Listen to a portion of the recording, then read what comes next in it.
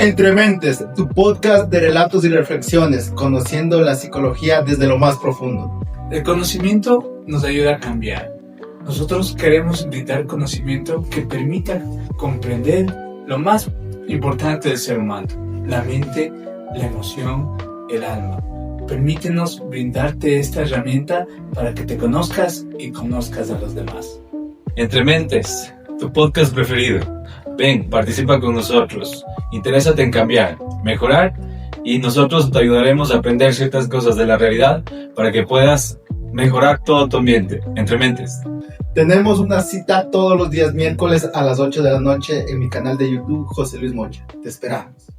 ¿Sabías que tu mente también necesita cuidados? Te damos la bienvenida a Entre Mentes, un espacio creado para ti, donde psicólogos especializados te acompañamos a reflexionar, entender y crecer. Cada miércoles a las 20 horas hablamos de autoayuda, bienestar emocional y herramientas prácticas para mejorar tu día a día, porque cuidar de ti no es un lujo, es una necesidad. Conéctate a nuestro canal de YouTube, José Luis Mocha. Forma parte de una comunidad que busca vivir con más conciencia, equilibrio y propósito. Entre Mentes, juntos aprendemos a vivir mejor. Señoras y señores, bienvenidos a un episodio más de su podcast favorito, Reflexiones para el Alma, con la segunda temporada de Entre Mentes. Un nuevo episodio, un nuevo ideal para generar y tener el pensamiento de crecimiento de estas reflexiones que realizamos en cada tema que vamos construyendo en cada semana de este podcast.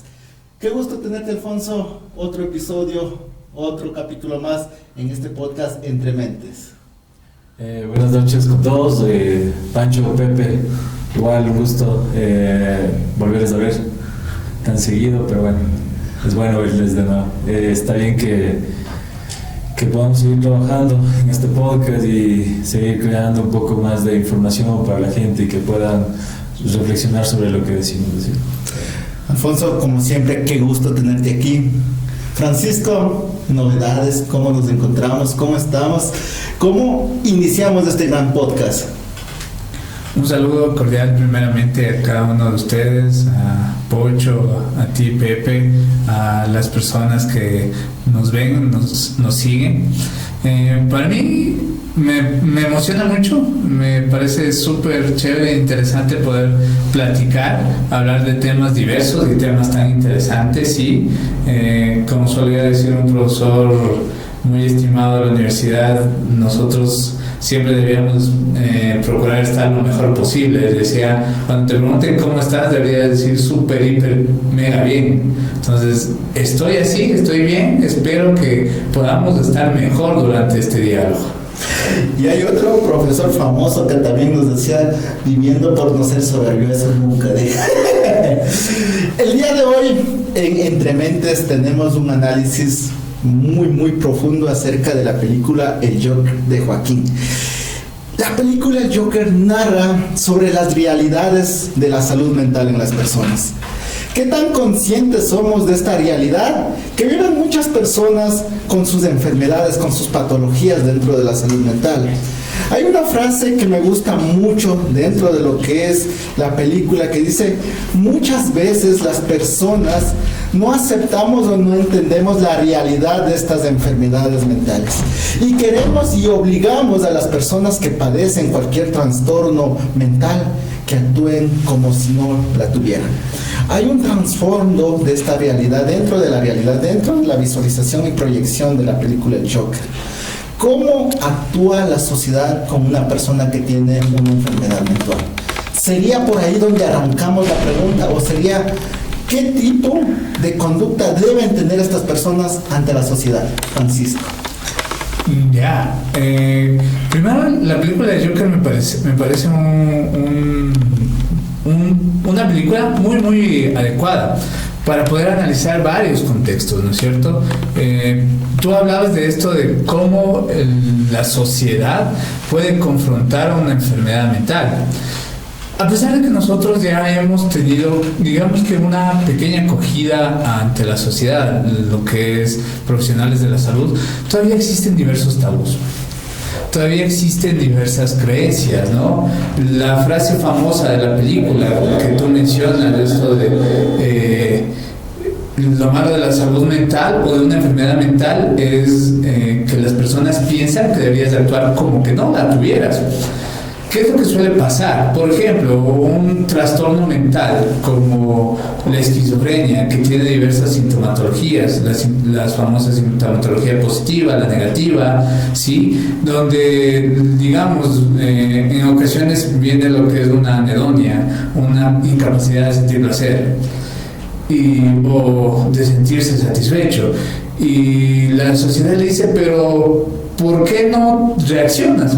Deberías hacer esto, deberías hacer las cosas para cambiar. Una de las cosas que el ser humano le motiva es el deseo de cambiar. Pero si no tienes deseo de nada, y las personas comienzan a juzgar al individuo que está sufriendo este tipo de trastornos.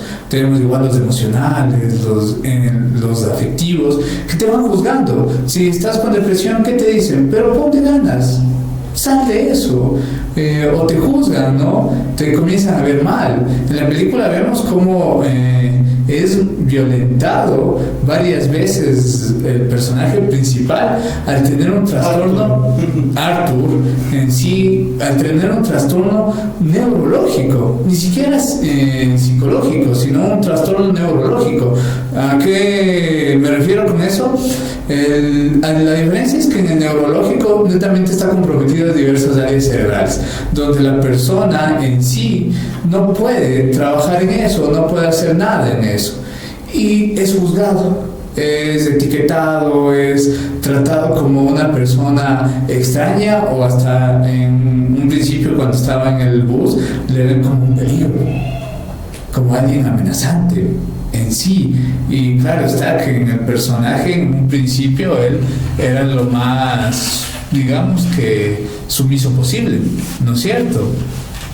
En estas realidades, Francisco, donde tú bien mencionas que sí, la parte psicológica involucra muchos acontecimientos y alteraciones conductuales en la persona que las padece, pero aquí, Alfonso, si una persona, por ejemplo, una persona cuando está con gripe, digamos, tú lo ves con gripe y que bueno, ay, tómate unas pastillas, ponte una mascarilla, o sea, como que le das ciertos condicionamientos de protección tanto para él como para ti, alguna simple una gripe. Pero en una enfermedad mental no actuamos de la misma manera. Creemos que esa persona que tiene ese trastorno, esa enfermedad, o sea, como que debe tener una voluntad propia y actuar normal ante cualquier circunstancia. Ante esta sociedad, ¿cómo debemos actuar, Alfonso?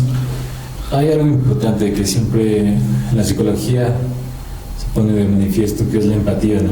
Entonces, con empatía ganamos todos. Hay que ponernos, no solo el hecho en sus zapatos, ¿no? Sino tratar de un momento sentir cómo esa persona está pasando así. No es los zapatos y eso, porque es algo que generalmente las personas lo conocen, sino ponernos un momento a pensar y tratar de sentir cómo esa persona, ese ser humano, con esos problemas que tiene, está viviendo y lo difícil que puede ser vivir con la situación que le está padeciendo, ¿sí? Entonces, nosotros es un sentido de supervivencia, protegernos, y por protegernos se pierden valores como la solidaridad. En ese sentido, si no somos solidarios en entender eso, pensar por la situación que están viviendo las personas, entonces nosotros no vamos a poder generar un ambiente confortable, un ambiente seguro, sí. Entonces hablamos a veces mucho de factores de protección, factores de protección que si tienen las personas que tienen estos trastornos dentro de sus hogares, dentro de su grupo laboral, dentro de la sociedad, en realidad no cuentan. Entonces vemos dentro de la película que Arthur está siendo medicado, o sea, medicado por el padecimiento que tiene, pero en realidad el trabajo no solo es ese, o sea, el trabajo es alrededor de un grupo de apoyo que no lo tiene nadie. Entonces cuando la persona pierde todo sentido de motivación, ¿por qué seguir? ¿Por qué hacer las cosas? O sea, y si no empezamos con empatía de las personas que están alrededor de nosotros, de las personas, así como tú dices, Pepe, si tienes alguna siempre gripe y que les ves que están afectados, en vez de simplemente alejarnos o poner nosotros nuestras condiciones como ellos deberían manejarse con su enfermedad, es un poco sentir cómo están pasando y la situación, cómo puede ser que nosotros les ayudemos a que se puedan adaptar un poco más con sus mismas situaciones. Va a ser mejor encontrarse con un ambiente de trabajo favorable para Arthur, con en la familia alguien más que él le apoye, no solo él que brinda su contingente hacia la mamá, ver también una sociedad que es a veces cada vez más hostil.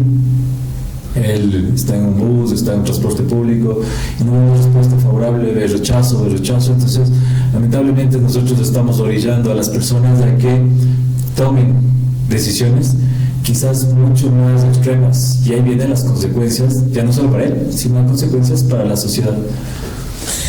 Muy profundo el análisis, Alfonso, en esa parte de cómo a veces nosotros como sociedad empujamos a ciertas conductas y nos asustamos ya cuando esa persona actúa, pero no miramos lo que nosotros hicimos para también esa conducta. Francisco, hay dos cosas que me llamó mucho la atención en la película y que sí me gustaría hacer una comparación de la película con nuestra realidad, con Ecuador. El sistema del acceso a la salud y el sistema social dentro de las relaciones humanas. Primero, la accesibilidad a la salud. No sé si viste en la parte en donde Arthur acude a los servicios de salud, está con una psiquiatra y por la situación económica mismo accede a estos servicios gratuitos, porque en la película refieren que son gratuitos, en una parte en donde que dice que el gobierno ya ha quitado los fondos y ya no va a poder seguir dándole. Hay muchas cosas de trasfondo. Y la otra, la realidad social dentro de los ámbitos laborales. Cómo a veces por necesidad, a veces se acepta lo que hay, como se dice, y en esos lugares, cuando se acepta lo que hay, cómo es tratado por las compañeras de trabajo, cómo es tratado por sus jefes, cómo se ajustan esas realidades. Por ejemplo, hablemos del primer tema, Francisco, el acceso a la salud en la salud mental dentro del Ecuador. ¿Es positivo, es negativo, es bueno, es malo? Para no generar polémica, ¿cómo tú lo ves desde tu perspectiva? Ya, esto es un tema creo que un poco polémico porque nos vamos a meter tal vez un poco en lo que es también lo político. Según estudios se habla de que debería haber un psicólogo aproximadamente por cada 120 habitantes, aproximadamente. Por dar un ejemplo, en nuestra provincia, o me parece que es en toda la zona 3, hay creo que alrededor de 20 y pico de psicólogos en lo que es el Ministerio de Salud Pública, en una provincia que no estoy exacto en los datos. 450,000. Ya, son 450,000, o sea, vemos la diferencia, ¿no?, de lo que es la recomendación a lo que tenemos como profesionales de la salud. Pero ahí viene la otra parte que tú dices. Lamentablemente al profesional de la salud mental y de todo lo que es la salud le exigen resultados que no podría hacerlo solo. Y ahí probablemente el profesional de la salud, en este caso también psicólogos, psiquiatras, pueden entrar en lo que nosotros conocemos como el famoso burnout, que es el síndrome de quemado. Y en el síndrome de quemado, una de las características que nosotros podemos observar es esta falta también de empatía o de emoción. Una parte que es impresionante de la película, cuando él le reclama, Arthur le reclama, le dice, tú nunca me escuchas. Y ella le dice, es que en realidad para el gobierno, para la sociedad, ni tú ni yo les importamos. O sea, ahí vemos que primero hay una transferencia y otra transferencia del paciente y de la terapeuta negativa, ¿no? Y aparte de eso, observamos que terapeuta también está emocionalmente desequilibrada. Desgastada, ¿Cierto? O desgastada, sí, ella le dice no les importamos. Voy a hablar de la empatía, y la empatía, chuta, es un tema muy extenso. Una de las cosas del paciente, en este caso Arthur, el no sentirse escuchado, el no sentirse valorado. Dice, o sea, yo solo vengo acá por la medicación, porque en realidad tú no me estás prestando un servicio. Y eso se escucha mucho en personas que acuden a centros de salud, y en este caso de salud mental. ¿Qué dicen? Es que la verdad yo voy a tal centro y el psicólogo, el profesional está preocupado en otras cosas y no me atiende. No quiero irme aquí, por eso decía que es un poco polémico, no quiero irme a encontrar a los amigos, compañeros y colegas que trabajan en el sector público, en lo que es el Ministerio de Salud, pero sí suele haber una sobrecarga laboral para ellos, donde por ende existe también un rendimiento inapropiado de su trabajo. Ahora, yo considero aquí también que uno como profesional de la salud tiene que ser muy ético, ¿no? Al ser docente, muchos estudiantes me dicen, pero usted nos dice que debemos dar un servicio profesional, pero en el sector público, ¿cómo lo hacemos? Y netamente nosotros debemos buscar las formas de dar el mejor servicio profesional, la mejor experiencia a través de lo que es la atención clínica. Ahí viene el generar un adecuado ambiente. Yo veía, por ejemplo, en donde fue atendido Arthur, oscuro, un lugar donde, perdón la comparación, parecía donde le metían a Betty la Fea cuando oficina de contador. Sí, me parecía así, yo así, chuta, qué tremendo, ¿no? Y nosotros sabemos que el lugar, la acogida del lugar es una parte esencial de lo que es el rapport. Entonces, eso es muy significativo. Como te menciono, tal vez lamentablemente por la economía de nuestro país no haya lo suficiente para dar el mejor servicio, pero ahí también viene la parte profesional. ¿Qué hacemos nosotros para que el paciente se sienta bien, se sienta cómodo, se sienta seguro? ¿Sí? Eso es importantísimo. También lo recomendable sería que entre profesionales de la salud mental demos apoyo, demos capacitaciones y también acudamos a otros terapeutas. O sea, si yo me siento mal, como probablemente se sentía la terapeuta en esta película, no puedo decirle eso a mi paciente, tendría que yo buscar ayuda o buscar la manera de yo poder sacar mi emoción. Muy de acuerdo contigo, Francisco, pero a nivel personal, que atravesé yo varios años de experiencia de trabajar en el Ministerio de Salud Pública, yo sí noté un problema. Y yo sí puedo decir con experiencia, es que la práctica clínica no está hecho desde una persona que hizo práctica clínica. La práctica clínica en el papel está hecho desde una persona que estuvo atrás de un escritorio, que sabe, que no comprende y no se ajusta a las realidades y necesidades de un paciente, y no se ajusta a las realidades y necesidades de un profesional que tiene que hacer su trabajo. Y se ha peleado mucho, se ha peleado mucho que hay que cambiar, hay que regirse, y no. Tú te encuentras con una burocracia bien grande, con una burbuja inmensa, que sí es difícil pelear.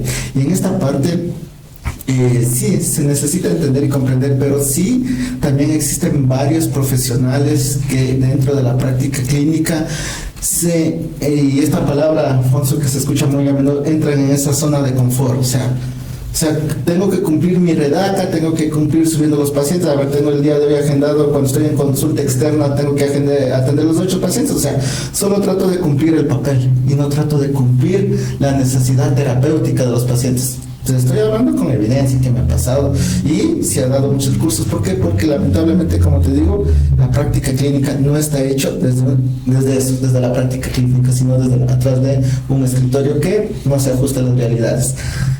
Alfonso, tú que estás en esta parte y conoces y dominas la parte legal, a veces lo que está en el papel no puede ser llevado a la práctica por muchas circunstancias. Y en esta parte, por ejemplo, ya Francisco habló del tema de la parte del profesional con Arthur. Ahora en la práctica laboral, ¿por qué será o por qué se da que las personas que tienen una enfermedad mental en los lugares de trabajos, en vez de ser un estímulo, un trabajo grupal de impulsión, mejor son sometidos a humillaciones, bullying, maltrato? ¿Quién no está preparado? ¿El grupo social o la persona que va con una enfermedad mental a querer sumarse a este grupo laboral? O sea, en realidad el problema es de todos. O sea, el problema es social. El problema es del gobierno, que no facilita herramientas para capacitar a los profesionales, ¿no?, que están trabajando en ciertas instituciones. Es desde las autoridades, desde el mismo interés de cada uno de los funcionarios, empleados públicos o privados, que no tienen esa idea de querer mejorar un ambiente. O sea, simplemente cumplimos con un contrato en el que nos indican que tenemos que hacer cierto tipo de actividades en el mes. Cumplimos esa y nos vamos a la casa. O sea, y en la casa llevamos problemas de trabajo, de la casa llevamos los problemas al trabajo. Entonces es una falta de limitación también, o sea, de poner las cuestiones en cada puesto, ¿no?, de separar ciertas situaciones y las situaciones que son importantes, tomarlas en cuenta de otra manera y capacitar, ¿no? Simplemente toca capacitar, porque la gente no sabe qué está pasando, qué está padeciendo. Yo le veo a una persona que tiene cierto tipo de problema y no me intereso en saber qué pasa con esa persona, por qué tiene ese problema esa persona, o cómo reacciona esa persona. Entonces yo no voy a poder ayudarle, o no voy a poder hacer un ambiente de trabajo mucho mejor. Entonces viene desde la parte central del Estado, ¿no? Todos tienen responsabilidad en esto, ¿sí? Autoridades tienen responsabilidad, cada uno de los funcionarios, empleados, en querer mejorar este ambiente, como te decía. Si nosotros no ponemos un poquito de interés en cada situación y vemos que lo que queremos hacer es un ambiente mejor, entonces no vamos a alcanzar nada. Aquí lo importante es que las personas quieran mejorar el ambiente. Nos hemos vuelto, como tú dices, conformistas en tener lo que ya tenemos y hacer lo que hacemos y vivir de esa manera. O sea, nos hemos vuelto unas personas que viven de manera automática así en la vida, sin tratar de sentir por el resto algo.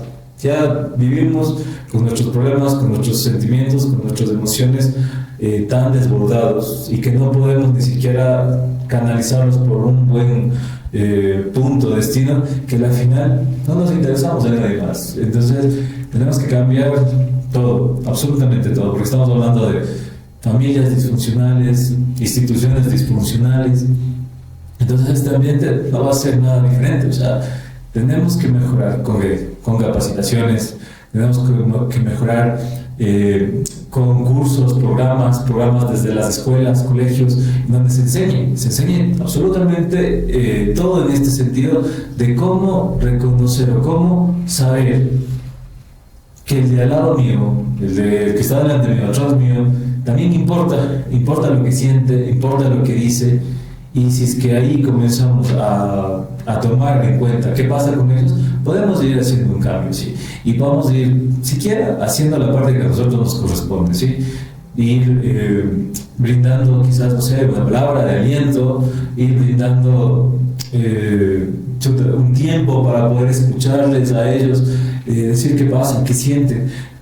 Solo les pongo como prueba, ¿sí? Cada uno de nosotros ir al trabajo, acercarnos a cada uno de ellos, de las personas que trabajan con nosotros, saludarles, darnos el tiempo, un momento, quizás no toma mucho, tomamos en cuenta que si trabajamos con unas 20 personas, bueno, si siquiera en nuestro entorno más cercano, darnos el tiempo de llegar, timbrar, registrar nuestra asistencia como sea, e ir saludando de uno en uno, ¿sí?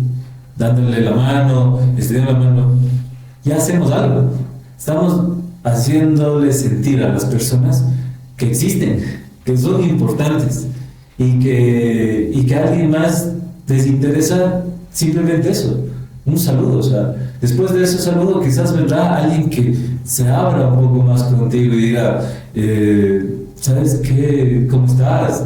¿Te gustaría, no sé, compartir esto? ¿Te gustaría hablar de esto? En un momento en el trabajo, sí, no se va a ocupar nada más para pasar el tiempo, pero se va a intentar conocer a las personas que trabajan con nosotros, ¿sí? Saber qué pasa con ellos, cuáles son sus situaciones, sus necesidades, sus miedos, y con eso ir cuidando nuestro ambiente laboral y saber que en un ambiente en donde podemos herir o lastimar a las personas, no lo hagamos porque ya les conocemos. Entonces, si es que hay una mofa, una burla sobre cierta persona, evitarla y mejor darle nuestro apoyo. Eso le va a hacer sentir valorada, respetada a esa persona. Decir, por favor, compañeros, evitemos hablar de esto, evitemos lastimar de esta manera. Ahí viene la personalidad de los grupos. No es el hecho de coger, de insultar, de gritar, de ofender, de hacer mofa, burla de alguien, sino el hecho de poner puntos y decir, ahí se quiere ver a las personas que tienen personalidad. Pararse y decir, por favor, respetémoslos y decir, ¿cuántas personas hemos visto que delante de nosotros ofenden, insultan al resto? Y mejor en vez de parar, nos unimos al amor. Nos hemos unido, se han reído, bueno, no. La situación, si alguien se cae delante de nosotros, ha sido reírse porque se cae, pero no ha sido coger, darse un tiempo de acercarse, ayudarle, darle la mano, levantarse, decir, ¿estás bien? ¿Te ayudo en algo? Y si es que él se abre de esa manera, entender que le estamos respetando, le estamos teniendo interés y le estamos dando un puesto, un lugar en nuestra vida de valor a los seres humanos. Y eso es lo que nos falta. Sí, nos hemos vuelto unas personas frías emocionalmente, que al final solo cumplimos porque tenemos cuentas por pagar, porque tenemos intereses, porque tenemos cosas que adquirir, que no nos vamos a lo más elemental, que es la esencia del ser humano, todo lo que es, todo lo bueno que tiene, y de eso tenemos que tratar, Pepe, de seguir y hacer cambios. A veces solo pensamos que es una película y nos reímos y nos sorprendemos de lo que pasa en la película, pero no nos damos cuenta de esto, de la realidad, que cuando algo pasa en las películas también se ajusta a las realidades de cuando vivimos en sociedad, de lo que vivimos nosotros como personas. Entonces, justamente para eso es este podcast Entre Mentes, para de las películas asemejarse a las realidades. Ahora, regresando a esta parte, Francisco, hay una parte que impacta mucho a los televidentes. Es en la parte en donde que después de Arthur ser una persona sumisa, después de vivir un desgracia tras desgracia, cuando su amigo del trabajo le presta un arma para que se defienda, cuando está justamente en el metro, en el tren, al ver cómo estas tres personas actúan de manera inadecuada, digamos, como un usuario ahí del tren, Arthur cambia completamente su personalidad, su rol, su conducta de ser una persona sumisa a ser una persona que busca, no sé, justicia, busca sacar su ira, busca sacar su resentimiento, busca defenderse. ¿Por qué, hablando desde la parte psicológica, este cambio brutal y hasta llegar a asesinar a alguien? Ya. Bueno, primero, antes de responder tu pregunta, yo, sí, mientras escuchaba lo que decía Pocho, me venía un recuerdo que yo aprendí directamente de Pocho. Él, cuando éramos estudiantes universitarios, era de las personas que siempre saludaba con mucha amabilidad a todo el mundo. Seas quien sea la persona que limpiaba los baños, sea la persona que abría las puertas, yo le veía saludando, pero la primera vez que le vi yo pensé que era conocido, porque le saludaba. Oye, ¿quién es? Dice, no sé, lo conocí aquí, pero me cae bien. Y yo comencé a tomar o a adaptar esa conducta en mí, y considero que me ha servido mucho. No sé si yo aporto a los demás, como decía Pocho, que él da la mano, cómo le hará sentir a los demás, pero a mí me sirve. Entonces, como recomendación, eso es muy importante. A pesar de que nosotros tengamos un mal día, eso no quiere decir que nosotros nos comportemos mal con los demás. Ahí viene una frase que es de Nietzsche y también lo tomó Víctor Frank, de que netamente no importa cómo, si tienes un porqué. Entonces, si tienes tú un porqué de dar bien, vas a superar cualquier situación. Ahora, con lo que tú mencionas, ¿no? Voy a tomar diversas teorías para tratar de explicar lo de Arthur.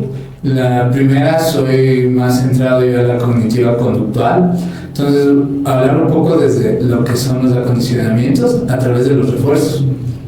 Netamente eso le pasa mucho a Arthur, de que cada vez que él se portó o se comenzó a comportar de una manera aparentemente sumisa, a él le castigaba, le golpeaban, le trataban mal. Sí, había muchos castigos, pero en sí, cuando comenzó a tener, y esta es la primera vez que vemos en la película, él comete este acto delictivo, pero comienza a tener algo que es como un refuerzo, que era admiración, porque en la película se le ponen a él ahora como una figura para, digamos, seguir a nivel político, ¿no es cierto? A nivel un poco como anarquía, tratar de irnos en contra de la sociedad que ha sido opresora y todo eso, ¿no? Entonces comienzan a reforzarle, porque él hizo algo malo y comienzan a tomar atención. Era un hombre que no tenía atención, y durante la película vemos que necesita la atención, porque él presenta diversas alucinaciones y pseudo alucinaciones, donde en su alucinación lo que él buscaba era atención, ¿no es cierto? Entonces él comienza a darse cuenta que a través de estas conductas violentas tiene atención, y eso pasa mucho. El niño que se está portando bien, el que hace las cosas, es un buen niño, no tenemos que decir ni hacer nada con él. Pero el niño que está gritando, que está golpeando, que está haciendo un montón de caos, ahí tenemos que fijarnos. Y viene eso de tratar de corregir a ese niño, ¿no? Desde otra teoría, en el psicoanálisis, hay un autor muy popular que es Carl Jung, que él habla de la sombra. Y es muy interesante, ¿no? En este episodio quedamos en hablar solo de la primera película de Joker.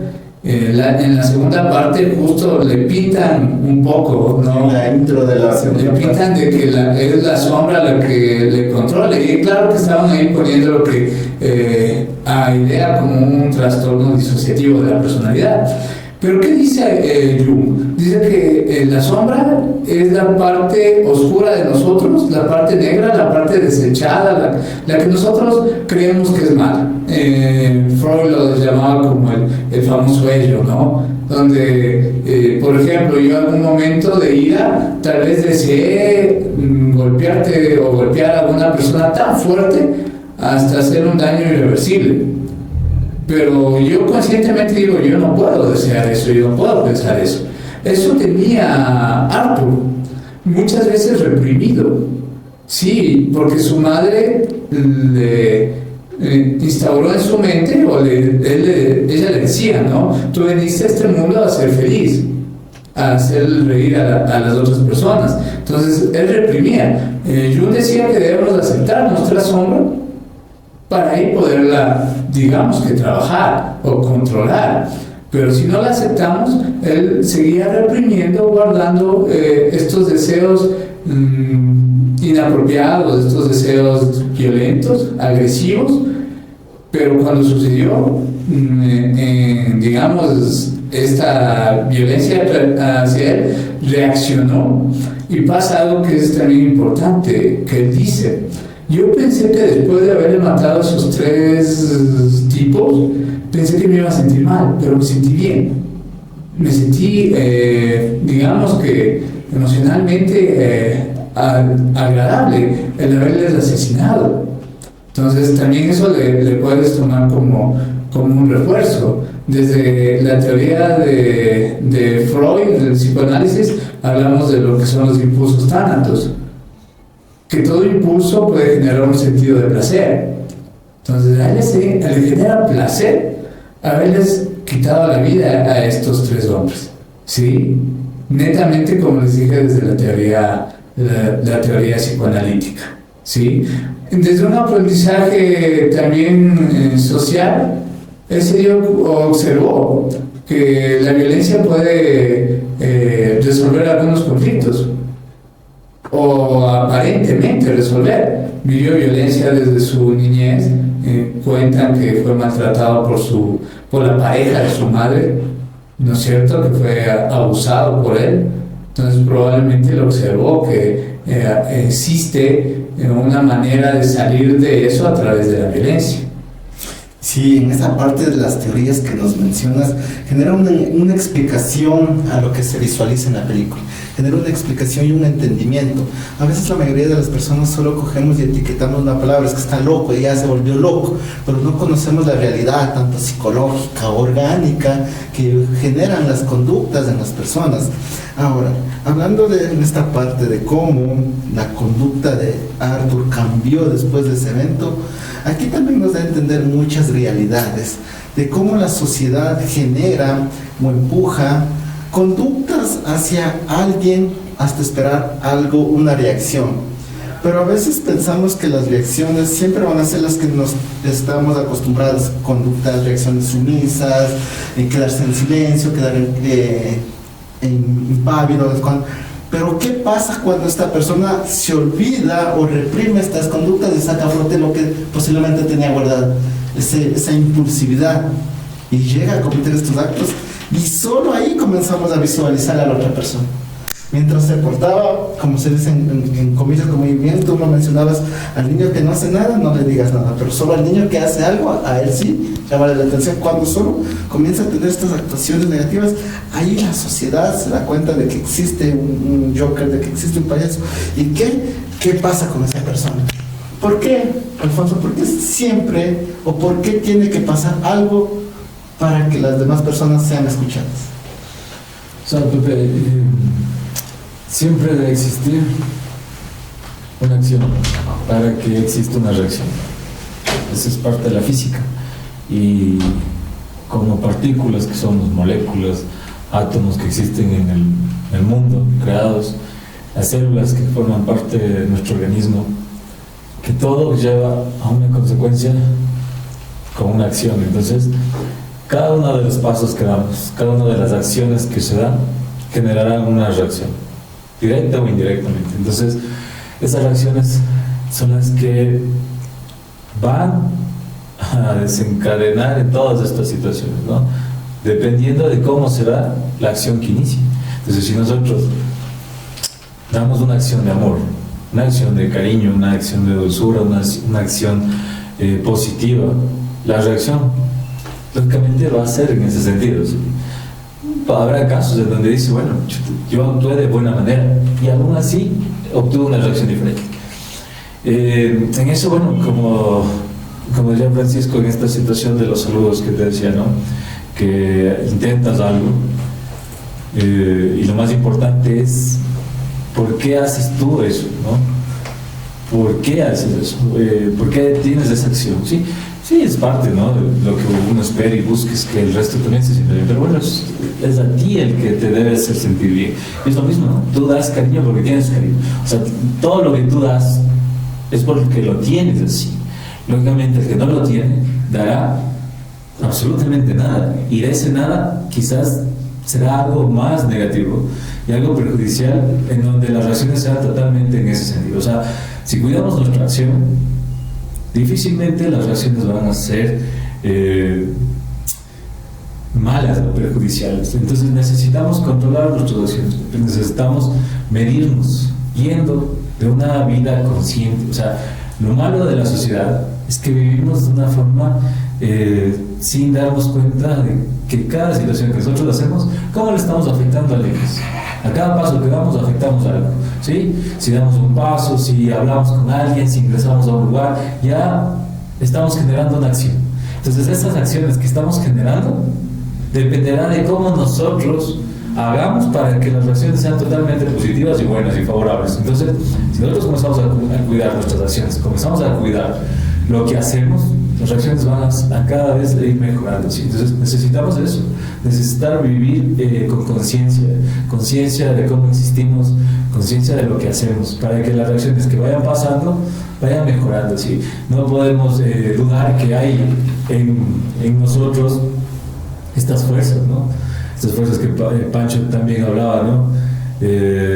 Como la fuerza de Thanos, o de la parte que nosotros llevamos, que nosotros tenemos ese equilibrio que cuidar, ¿sí? Porque no está mal que nos enojemos, no está mal, ¿sí? Porque es igual una emoción que necesitamos tenerla así, pero cómo esa emoción la vamos a expresar es lo que nosotros debemos ir enseñando desde pequeños. Por eso no sé si has visto en los primeros años de escolaridad que a los niños les enseñan con unas figuras circulares o cilíndricas a que pongan las emociones o que pongan los ojos, las caritas, y uno dice, esa tarea que le mandan, qué fácil.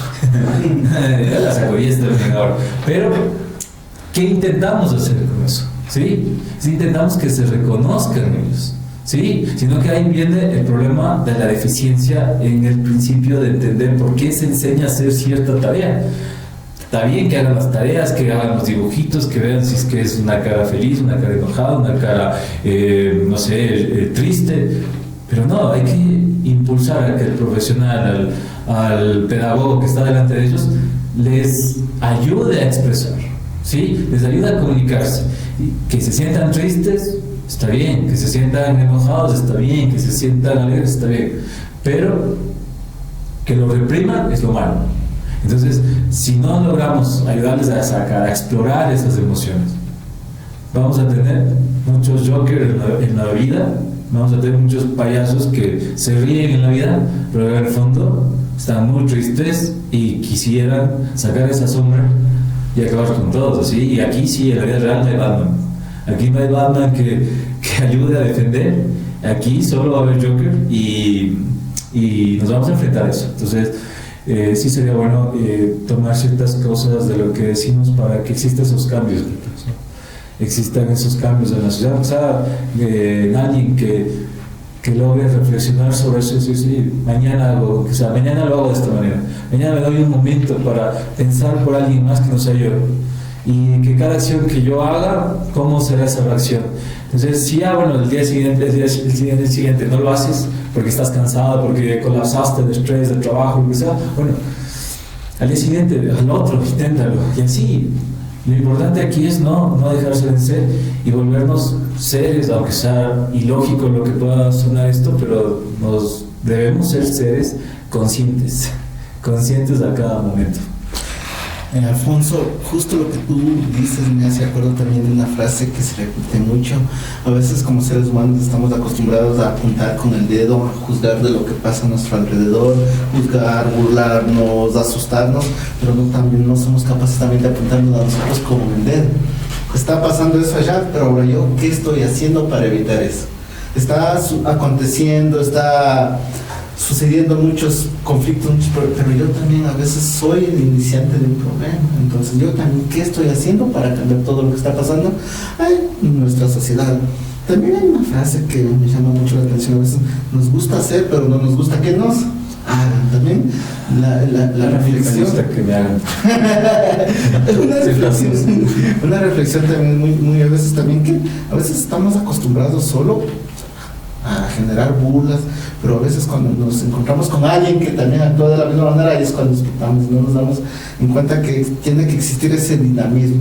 Nos gusta molestar, pero también tenemos que tener la capacidad para también ser molestar. Eso que dices, Pepe, hay algo que quizás todos necesitan tiempo, ¿no? Las cosas buenas necesitan tiempo y necesitan ser evaluadas, ¿sí? Entonces al final del día hay que evaluarnos, Pepe, decir qué hice hoy de bueno y qué cosas debo mejorar. Entonces esa evaluación interna puede servir con lo que tú dices, Pepe, o sea, para ir considerando qué cosas estamos haciendo, ¿sí? Entonces, sino que hay que hacerlo como tarea. O sea, lamentablemente es así. Si algo quieres que funcione, es una tarea que tú te tienes que imponer y tienes que hacerla para que puedan tener buenos resultados. ¿Y qué estamos alcanzando con eso? Es que seamos mejores seres humanos, ¿sí? Y después una humanidad mucho más solidaria entre todos, ¿sí? Y creo que se puede, es dable, poco a poco. No existe nada que se dé de la noche a la mañana que genere un cambio inmediato, sino cuando es más grupal sí se necesita de un proceso. Francisco, en esta parte, llegando ya al final de la película, nos encontramos en donde que la sociedad aceptó y magnificó el asesinato, glorificó y magnificó que una persona agreda, asesina a la élite, como bien lo plantean en la serie La Élite, a los millonarios, porque justamente a las 3 personas que trabajaban en la corporación Way, que según refiere, eran altos funcionarios. Igual cuando es invitado al programa, asesina, y nos encontramos con esa escena en donde que esa violencia posiblemente es la que muchos tienen guardada, y cuando alguien actúa se vuelve un ídolo, se vuelve alguien especial. ¿Por qué como sociedad nos alegramos cuando alguien hace lo que nosotros queremos pero no podemos? ¿Cómo le ponen la película? Algo que es importante entender y también aclarar. Creo que nosotros y la mayoría de personas que hacen un análisis de esta película sí le pone a la figura de Joker como una figura de admiración. Y últimamente Hollywood ha tratado de pintar a lo que nosotros antes les veíamos como los villanos, como netamente solo seres que tuvieron un pasado trágico y que por eso llegaron a ser lo que fueron, ¿no? Hemos visto diversas películas de eso, de que los que eran villanos, cómo fue su historia. Entonces, ¿qué es lo que busca o qué es lo que se busca en la película? Es que tú tengas una proyección ante el protagonista. Y eso les pasa a los demás. No sé si sea tanto la conducta violenta que tuvo el Joker lo que les gustó, sino que ellos se sintieron, probablemente la mayoría de ellos se sintieron constantemente oprimidos. Se han sentido menos, se han sentido de una manera despreciados y menospreciados por la sociedad. Y en el momento en que una persona tomó una acción en contra de los aparentes seres que les oprimían, ellos se sintieron bien y sintieron esa seguridad, esa fuerza para poder seguir aparentemente su ejemplo, porque ahí comenzaron los disturbios, las huelgas, quemar lugares, accidentes. Y a mí la película me llamó interés varias partes en realidad. Una de ellas que me pareció importante, a uno de los personajes de los cómics de Batman, que siempre le pintaron como el ser perfecto, aquí aparentemente le pusieron como un ser humano, digamos que normal, que es el padre de Batman, el padre de Bruce. Netamente, yo recuerdo en todas las películas y las series y todo, siempre le pusieron como el hombre perfecto a él. Y le vemos en la película que fue un hombre hasta que en un momento fue agresivo, que también le golpeó a Arthur, ¿no es cierto?, que tuvo conductas aparentemente también violentas. Una persona más apegada a la realidad. Una persona más apegada a la realidad. Y en cierta manera, yo creo que como espectador sí generó como un cierto desprecio, porque yo dije, chuta, a este hombre que le está pasando tantas cosas y viene otro más y le agrede, y se genera un conflicto a través de lo que él hizo, porque nuevamente Arthur buscaba aceptación. La fragmentación, se podría decir, de la persona de Arthur fue cuando supo que el único ser que le aceptaba, que le aceptó siempre, no era su madre. Ahí es cuando él se fragmenta totalmente o comienza a generar estas conductas violentas en realidad.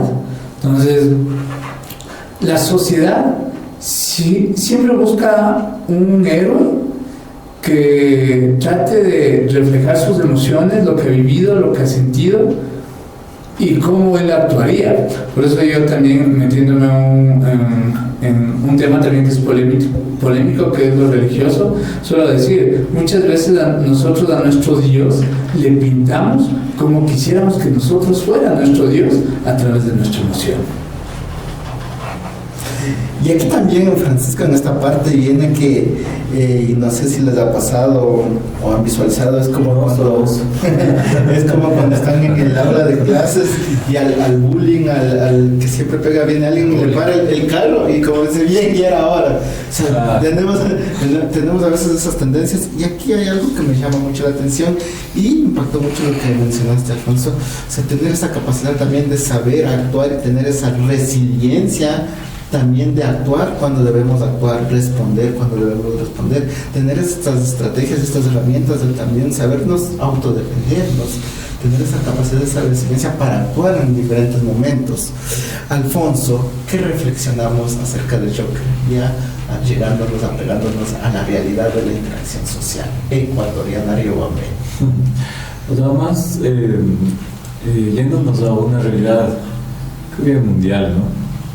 Hay que tomar en cuenta que las personas que más ríen, más molestan o más se burlan, tienen muchos problemas. Entonces, o las personas que más les vemos que están alegres y así, por dentro está pasando algo, se están también rompiendo, con eso se están fragmentándose, poco a poco, hasta que llega un punto que ya no hay retorno y que puede pasar lo que sea. Entonces ahí vemos muchos casos como de actores famosos que les vemos aparentemente viviendo y actuando en comedia, que toman decisiones como las que han tomado. Entonces así igual hay cientos de personas que no son conocidas y que viven una vida de aparente felicidad, y que el vivir como que tratando de actuar de una manera graciosa o molestando o cómica, que sé que al fondo está pasando algo así. Entonces tenemos que tomar en cuenta todos así, tratar de acercarnos a las personas y de ayudarnos mutuamente. Sí es importante que podamos estar pendientes de todos los seres humanos, porque vivimos en esta sociedad como uno solo. Y sí, sería muy bueno que cada día nos pongamos esa meta, ¿no? Ver por el otro lo que está pasando, porque a veces solo, como tú dices, a veces solo estamos buscando que alguien más defienda o reclame lo que nosotros no podemos así. Sí, nos quedamos callados porque no podemos, y eso es un ejemplo que se va formando desde la infancia. Entonces tenemos que comenzar a cambiar ahora para que nuestros hijos vean que tenemos que defendernos cuando debemos defendernos y de una manera correcta de defendernos. ¿Sí? Si alguien va con nosotros de un medio de transporte y nos ofende, tenemos que saber poner pares a las personas y no dejar que nos abusen. Pero ¿cómo hacemos eso? Con ejemplo. Porque si de niños ven que a nuestro padre, a nuestra madre o alguien a nuestro alrededor que queremos le pisotean, le menosprecian, le humillan, entonces nosotros vamos a permitir en nosotros lo mismo igual.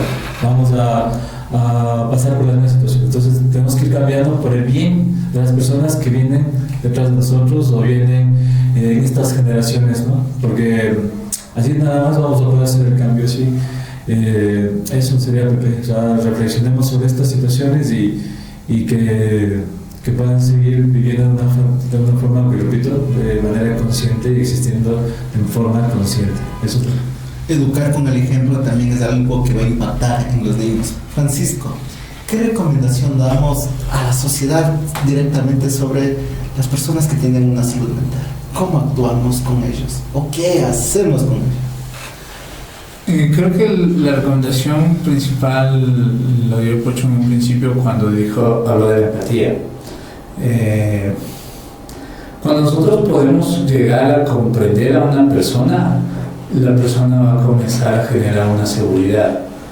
Sí, en realidad la mayoría de veces nosotros, como no nos comprendemos muchas veces ni a nosotros mismos, tendemos a despreciar a los demás, a las conductas de los demás, y tendremos mejor a generar, como yo decía hace un momento, según la teoría conductista, más refuerzos. a esas conductas inapropiadas o más bien dicho estímulos a esas conductas inapropiadas.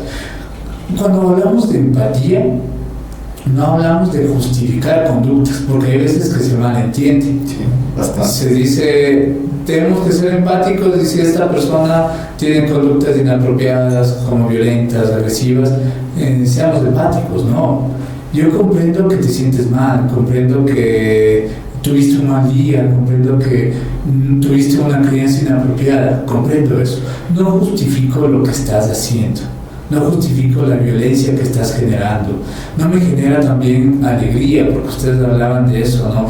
Alguien hace, digamos, una burla a otra persona o lo que ahora conocen como bullying, y las demás es una carcajada que es lo que le hace sentir a la persona que está generando esta burla. Estoy bien, me siento bien, miren cómo soy admirado y aceptado por hacerle daño a otra persona.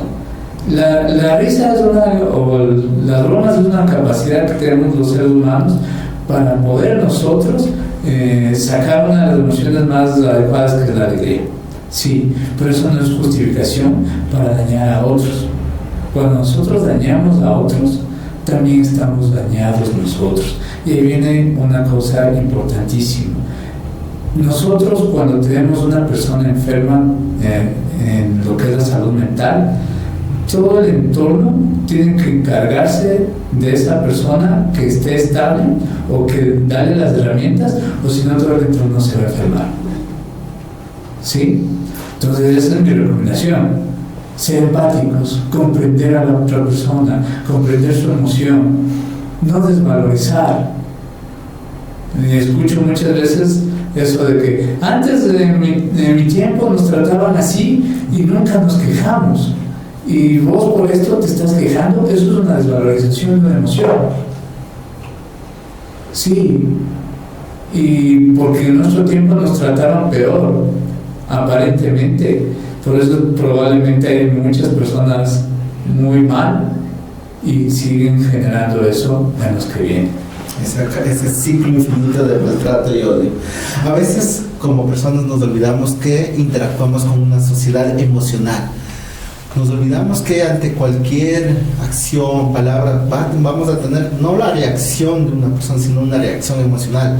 No tratamos, no vivimos, no nos rodeamos de piedras. Que cualquier cosa que digamos, no, somos seres emocionales. Recordar que lo que nosotros decimos o actuamos tiene una reacción en la persona que está enfrente. Gracias por estar en este segundo episodio de tu podcast Reflexiones para el Alma, con la segunda temporada de Entre Mentes. No olvides que estamos aquí para también seguir sus recomendaciones. Si quieres que hablemos de un tema o hagamos el análisis de alguna película, escríbenos en nuestros comentarios. Nos vemos en el próximo episodio. Cuídense.